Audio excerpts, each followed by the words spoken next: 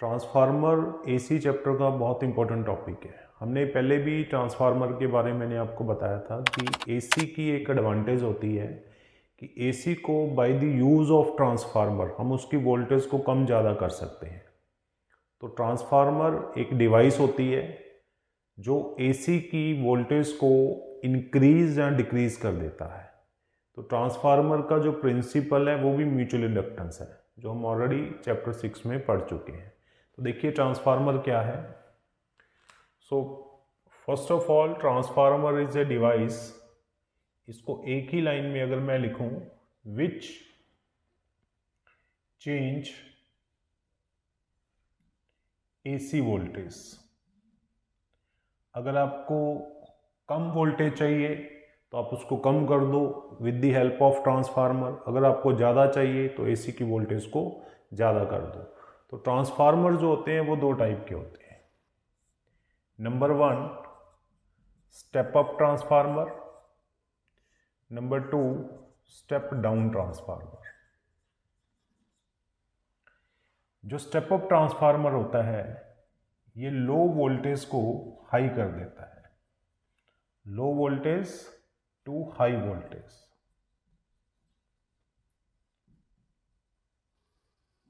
और जो step down होता है ये हाई वोल्टेज को लो वोल्टेज कर देता है। इसका एक और काम भी होता है ट्रांसफार्मर का, ये करंट को भी वेरी करता है, क्योंकि अल्टीमेटली अगर वोल्टेज चेंज हो रही है तो करंट भी चेंज होगा। तो हम क्या कहेंगे कि जो आपका स्टेप अप है ये वोल्टेज को तो इंक्रीज कर रहा है बट ये हाई करंट को लो करंट में कन्वर्ट कर देगा। और स्टेप डाउन लो करंट को हाई कर देगा।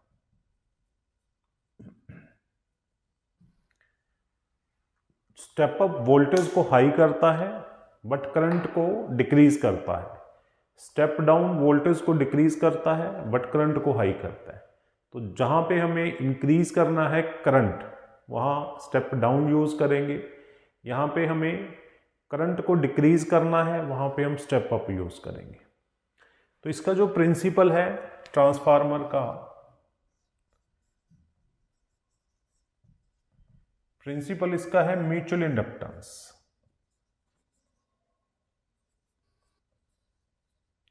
ईएमआई भी कह सकते हैं क्योंकि इलेक्ट्रोमैग्नेटिक इंडक्शन पे ही बेस है जी। This is principle of mutual inductance.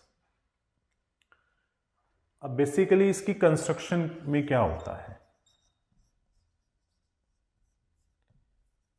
Transformer को बनाने के लिए हमारे पास एक आयरन कोर होती है इस टाइप की,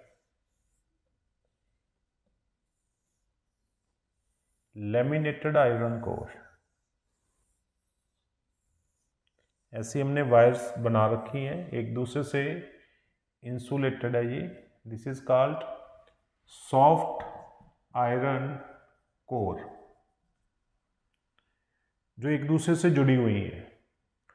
तो इसको ट्रांसफार्मर बनाने के लिए इसके इस साइड हम कॉपर की वायर को ऐसे लगाएंगे जो एसी के साथ अटैच है। दिस इज एसी सोर्स, इसे प्राइमरी कहते हैं। सेम कॉपर कॉइल हम इधर लगाएंगे, ये हमारी सेकेंडरी कॉइल है, यहां पे हमें आउटपुट मिल जाएगी, इसे लोड कह देते हैं, आर रेजिस्टेंस। ये प्राइमरी है, यहां से एसी जाएगी और इस एसी से यहां पे फ्लक्स इंड्यूस होगा और हमें लोड मिलेगा। पहले इतना देखिए फिर डिटेल में देखते हैं इसको।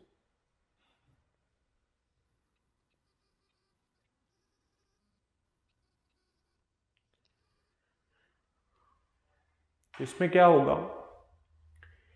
कि जब एसी का करंट प्राइमरी में जाएगा, क्योंकि ये एक इंडक्टर है, हमने पढ़ा हुआ है कि जब एसी को इंडक्टर में से पास करते हैं तो इंडक्टर एसी को अपोज करता है, तो इसमें करंट धीरे धीरे इंक्रीज होगा क्योंकि इस साइड भी अपोज करेगा, वो सेल्फ इंडक्टेंस आएगी। तो इसका जब करंट इसमें फ्लो करेगा तो इस करंट से जो मैग्नेटिक फील्ड आएगी वो सेकेंडरी के साथ इंड्यूस हो जाएगी, सेकेंडरी के साथ फ्लक्स लिंक करेगा, सेकेंडरी में फ्लक्स धीरे धीरे इंक्रीज करेगी। पहले करंट यहाँ से धीरे धीरे इंक्रीज करेगा, फिर वो धीरे धीरे से जो मैग्नेटिक फील्ड इधर आएगी तो यहाँ फ्लक्स धीरे धीरे इंक्रीज करेगा। यहाँ पे जब फ्लक्स धीरे धीरे इंक्रीज करेगा तो अकॉर्डिंग टू फैराडे लॉ यहाँ पे इंड्यूस ईएमएफ आ जाएगा। तो इंड्यूस ईएमएफ आ जाएगा, उसे हम लोड में उस इंड्यूस ईएमएफ को हम यूज कर लेंगे। ठीक है, तो this is the main theory. Working कैसे है इसकी, ये इसकी वर्किंग है कि प्राइमरी में करंट जाएगा, सेकेंडरी में फ्लक्स इंड्यूस होगी और हमें आउटपुट मिल जाएगी। इसकी थ्योरी में क्या लिखेंगे, देखो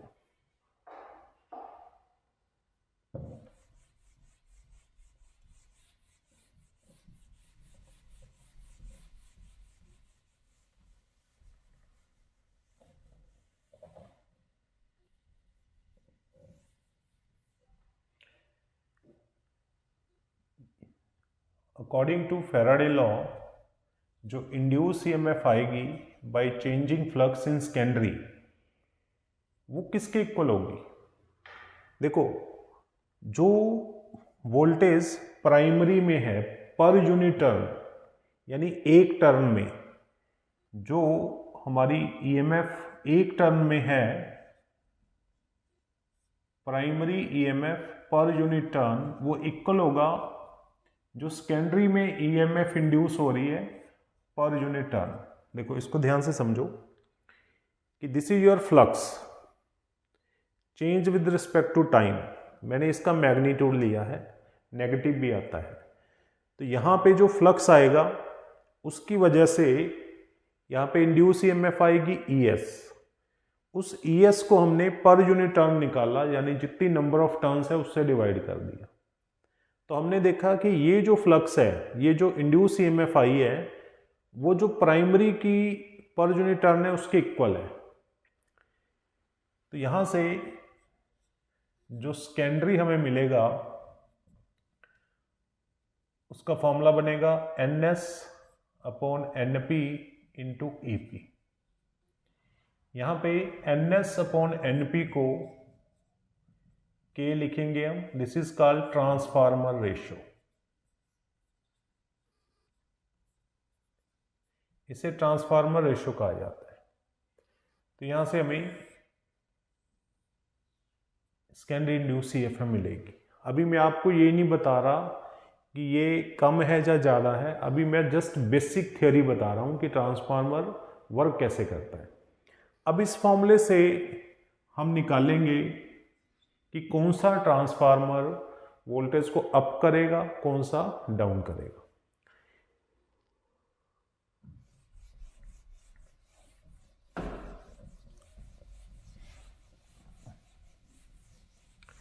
देखिए, पहले हम बात करते हैं स्टेप अप।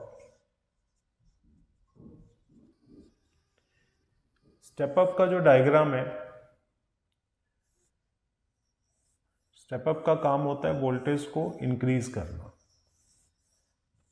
तो ये हमारी आयरन कोर है,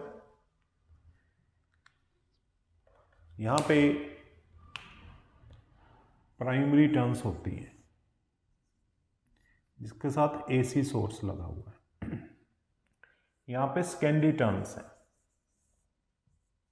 जिसके साथ लोड लगा हुआ है। दोनों में फर्क क्या है इस डायग्राम में? स्टेप अप ट्रांसफार्मर में ये जो नंबर ऑफ प्राइमरी टर्न्स होती हैं वो सेकेंडरी से ज़्यादा होती हैं। स्टेप अप में नंबर ऑफ प्राइमरी कम होती हैं, उल्टा लिखते हैं। इसमें number of primary turns secondary से बहुत कम होती है। डिज़ाइन भी ऐसा बनाया गया है क्योंकि हमने वोल्टेज को इंक्रीज करना है। तो अब हम उस फॉर्मूले से देखते हैं बाय यूजिंग फर्स्ट फॉर्मूला। अगर NS NP से ज़्यादा है तो NS बाय NP अगर करेंगे दिस इज ग्रेटर देन 1, ठीक है। अगर NS NP से ज़्यादा है तो NS अपॉन NP ग्रेटर देन 1। अब यूजिंग फर्स्ट इक्वेशन वहाँ पे ES अपॉन EP, इस CP को इसके नीचे लिख दो, is equal to NS by NP, ये फार ग्रेटर देन 1। तो यहाँ से क्या पता लगता है कि जो सेकेंडरी है वो प्राइमरी से ज़्यादा आएगी, यानी आप यहाँ पे लो वोल्टेज भेजोगे, यहाँ पे वोल्टेज हाई आएगी। ये फॉर्मूला इसको प्रूव कर रहा है कि सेकेंडरी की वोल्टेज प्राइमरी से ज़्यादा है। अब स्टेप डाउन में देखते हैं।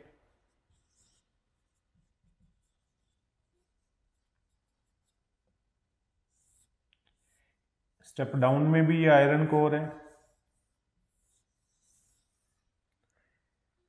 इसके अंदर भी हम प्राइमरी टर्न्स बनाएंगे, इसके साथ AC सोर्स है, दिस इज प्राइमरी, और ये सेकेंडरी, यहाँ पे लोड लगा हुआ है। देखने से पता लग रहा है कि यहाँ पे प्राइमरी टर्न्स सेकेंडरी से ज़्यादा है। स्टेप डाउन में तो अगर प्राइमरी टर्न्स सेकेंडरी से ज़्यादा है तो हमारा NS बाई NP, डिनोमिनेटर ज़्यादा हो गया, ये लेस देन 1 हो जाएगा। इसलिए फर्स्ट इक्वेशन में जो ES अपॉन EP है यहाँ is equal to NS by NP है, दिस इज लेस देन 1, तो हेंस ES जो है वो लेस देन EP हो गया। यहाँ पे जो सेकेंडरी वोल्टेज है वो प्राइमरी से क्या है, कम है। Secondary voltage is less then primary voltage. तो इससे पता लगता है कि स्टेप डाउन हाई वोल्टेज को लो कर रहा है, लो वोल्टेज में कन्वर्ट कर रहा है। देखिए इसको,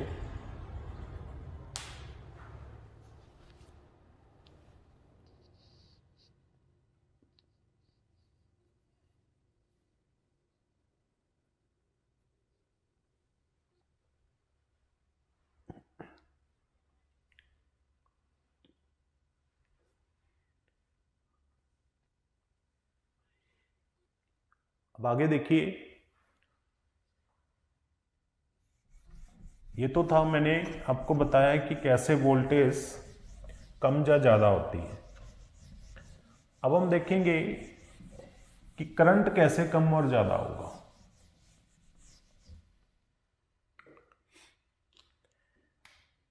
सेकेंड पार्ट, ट्रांसफार्मर में जब प्राइमरी वोल्टेज सेकेंडरी में कन्वर्ट होती है, जब हम उस पर इंड्यूस EMF लगाते हैं तो वहां पे law of conservation of energy follow होता है। मतलब it follow law of conservation of energy.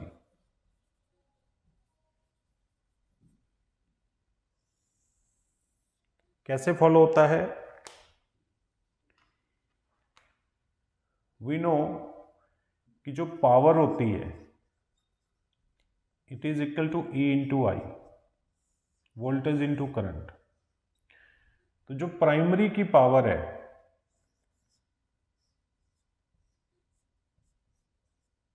Input power equal to output power होगी। Input power equal to output power, power मतलब एनर्जी। अगर आप वर्क पर यूनिट टाइम ले रहे हो तो वो एनर्जी हो जाता है। तो इस फॉर्मूले से क्या पता लगता है कि ES upon EP is equal to IP upon IS। इसको नीचे ले आए, इधर इसको ले आए, this is your second equation. तो फ्रॉम फर्स्ट एंड सेकंड से देखो, from first and second ES upon EP is equal to IP upon IS, और यहाँ से ये आ जाएगा NS बाई NP। तो ये इक्वेशन बनेगी अब हमारी। अब यहाँ पे फिर मैं बताता हूँ आपको स्टेप अप में। अब मुझे डायग्राम बनाने की ज़रूरत नहीं है, मैंने आपको स्टेप अप में बताया था कि number of secondary turns primary से ज़्यादा होती है, तो इसीलिए NS अपॉन NP ग्रेटर देन 1 होता है। तो यहाँ से अगर आप थर्ड इक्वेशन देखोगे, इस इक्वेशन से, this is your third equation, अगर NS अपॉन NP ग्रेटर देन 1 है तो इसका मतलब क्या होगा, IP अपॉन IS, क्योंकि ये इसके इक्वल है, ये भी ग्रेटर देन 1 होगा।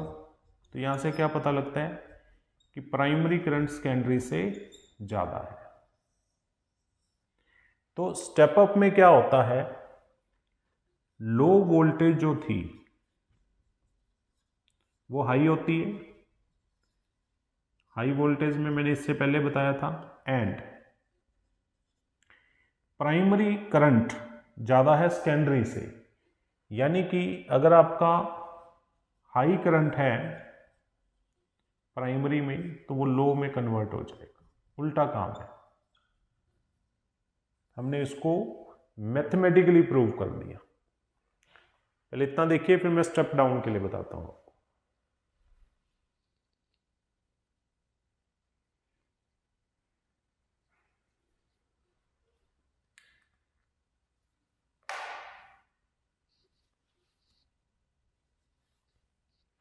स्टेप डाउन के लिए देखिए,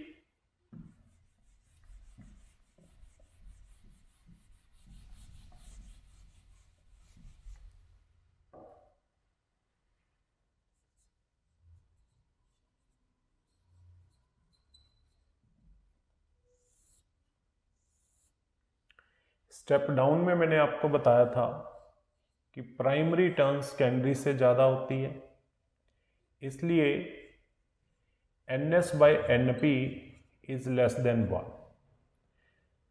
सो थर्ड इक्वेशन से हमें क्या पता लगता है कि IP बाई IS जो कि NS बाई NP के इक्वल है वो भी लेस देन 1 हो जाएगा। सो IP is less then IS। यहाँ पे प्राइमरी करंट सेकेंडरी से कम है। तो जो हमारा स्टेप डाउन है वो क्या करता था, वो हाई वोल्टेज को लो में कन्वर्ट करता है, और इस इक्वेशन से हमें ये पता लगता है कि लो करंट हाई में कन्वर्ट हो रहा है, क्योंकि सेकेंडरी करंट प्राइमरी से ज़्यादा है। तो यहाँ से हमें ओवरऑल पता लग गया ट्रांसफार्मर का एग्जैक्ट वर्क, स्टेप अप क्या करता है, स्टेप डाउन क्या करता है। हमने इसको theoretical as well as mathematically देखा है। देखिए इसको,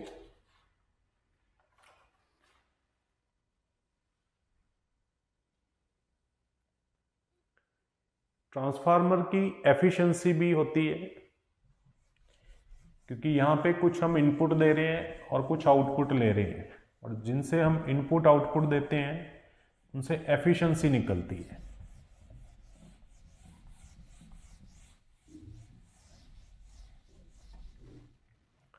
तो एफिशिएंसी को ईटा से डिनोट करते हैं, efficiency of transformer, this is equal to output power upon input power.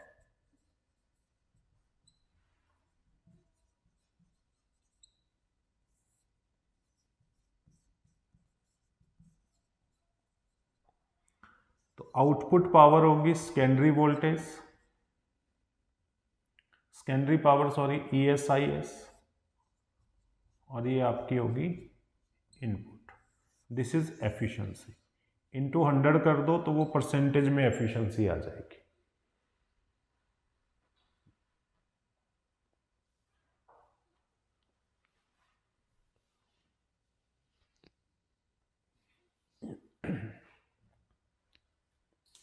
Next है loss of transformer, loss in transformer.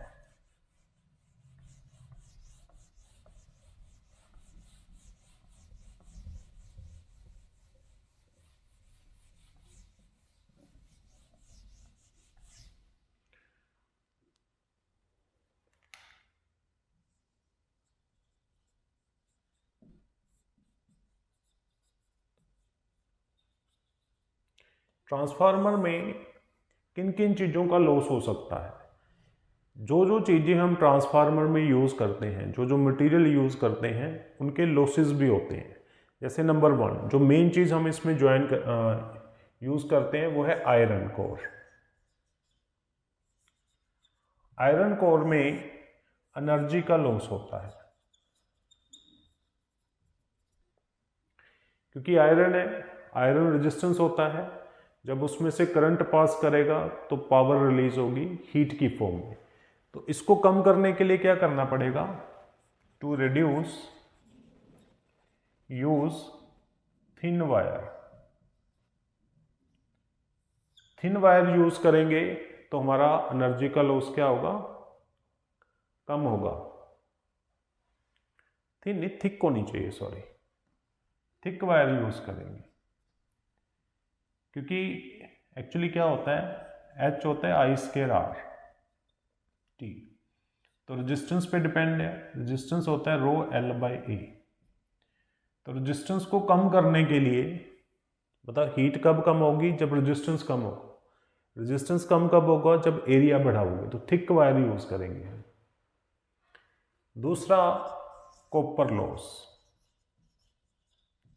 क्योंकि जो हम कॉइल यूज करते हैं प्राइमरी सेकेंडरी, इसमें भी एनर्जी का लॉस होता है कॉपर की फॉर्म में। कॉपर मटेरियल में जब करंट जाएगा तो कॉपर के अंदर भी एनर्जी का लॉस होगा।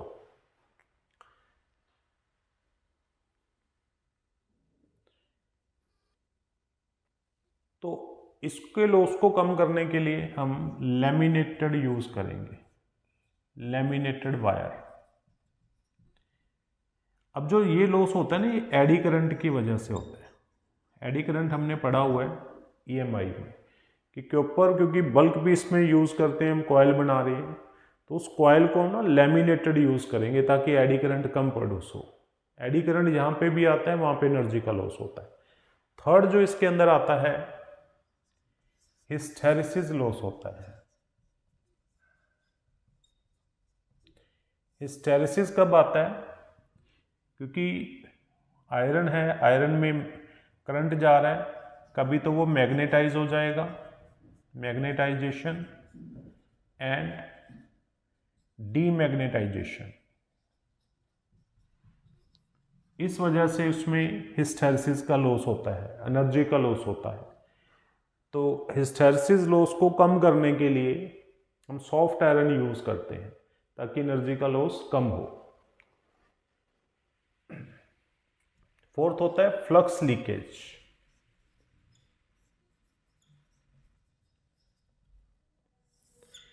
जब प्राइमरी कॉइल के अंदर करंट पास करेंगे तो उससे मैग्नेटिक फील्ड आएगी। वो सारी की सारी प्राइमरी से जो फ्लक्स निकलती है वो सेकेंडरी के साथ 100% टच नहीं करती, कुछ इधर उधर भी हो जाती है, लॉस हो जाता है। तो उसको लॉस को कम करने के लिए हम प्राइमरी के ऊपर ही सेकेंडरी वाइंडिंग करते हैं ताकि लॉस मिनिमाइज हो, कम से कम हो।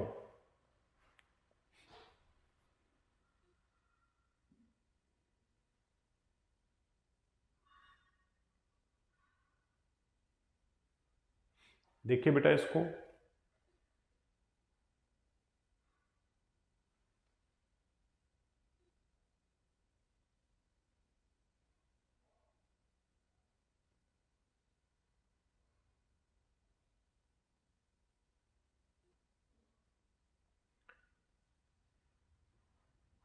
एक लॉस और होता है मैग्नेटाइजेशन, इसे हमिंग नॉइस भी कहते हैं। जब भी ट्रांसफार्मर वर्क कर रहा होता है तो उसके अंदर आवाज़ आती रहती है, तो उस नॉइस से नॉइस पोल्यूशन होता है, नॉइस एनर्जी क्रिएट होती है, तो ये भी एक तरह का लॉस है। So these are the loss of transformer.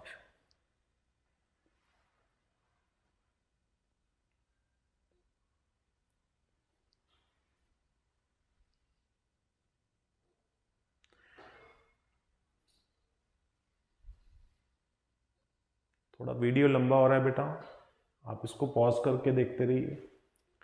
Next देखिए,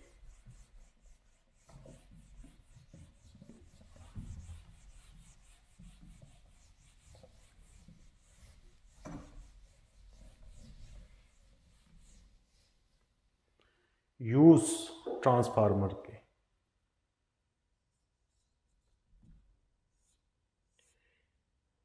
वैसे तो ट्रांसफार्मर जो होता है वो ऑलमोस्ट एवरी डिवाइस के अंदर यूज होता है, चाहे वो आपका टीवी है या कोई भी इलेक्ट्रॉनिक डिवाइसेस है, लेकिन जो मेन यूज़ हम इसका यूज़ करते हैं वो है एनर्जी ट्रांसमिशन में। लाइक मैं ट्रांसमिशन में बता रहा हूँ कि कैसे ट्रांसफार्मर का यूज़ होता है। ट्रांसमिशन ऑफ करंट, करंट कह दो या एनर्जी कह दो, इसलिए करंट इज एनर्जी। मान लो ये है थर्मल पावर स्टेशन, यहाँ से बिजली बनती है, ये एक वायर से जुड़ा हुआ है जिससे हमारे घरों में इलेक्ट्रिसिटी पहुंचती है। तो जब करंट इस वायर के थ्रू पहुंचती है तो इस वायर में हीट प्रोड्यूस होती है I²RT।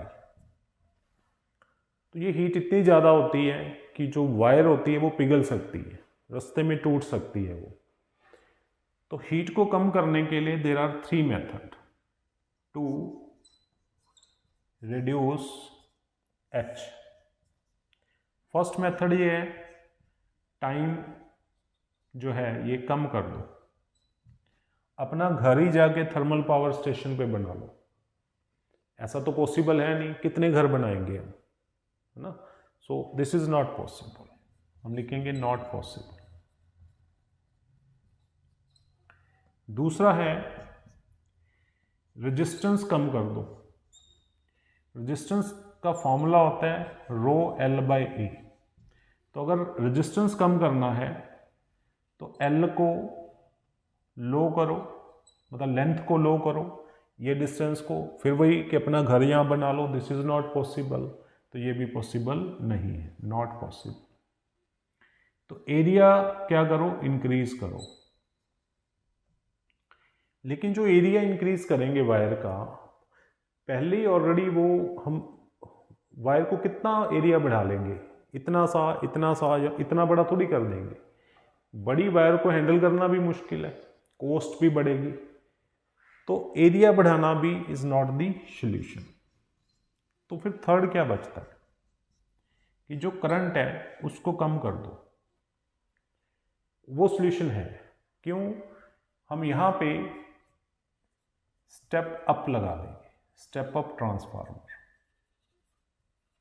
जो वोल्टेज, जो भी इसकी वोल्टेज है उसको बढ़ा देगा, करंट कम कर देगा। यहां पे करंट क्या हो जाएगा, लो, वोल्टेज हाई हो जाएगी। अब इतनी वोल्टेज हाई होगी, करंट बहुत कम हो जाएगा और वो इस वायर के थ्रू हमारे घरों तक आएगा, और घरों के पास हम बहुत सारे स्टेप डाउन लगा देंगे। जो जिसको जितनी करंट चाहिए वो लो करंट करके हमारे घरों में वापस आ जाएगा। हम घरों में 220 वोल्ट 50 हर्ट्ज पे यूज़ करते हैं, तो इधर से तो बहुत ज़्यादा पावर जनरेट होती है। ऑलमोस्ट मेरे अकॉर्डिंग, जहाँ तक मुझे नॉलेज है, ये 132,000, मतलब ये जो ट्रांसफार्मर है 1,32,000 वोल्टेज को इतनी ज़्यादा वोल्टेज कर देगा वो, और उसको जाके अलग अलग हम स्टेप डाउन करके कम करते रहेंगे और हम यूज़ कर लेंगे। So this is all about transformer.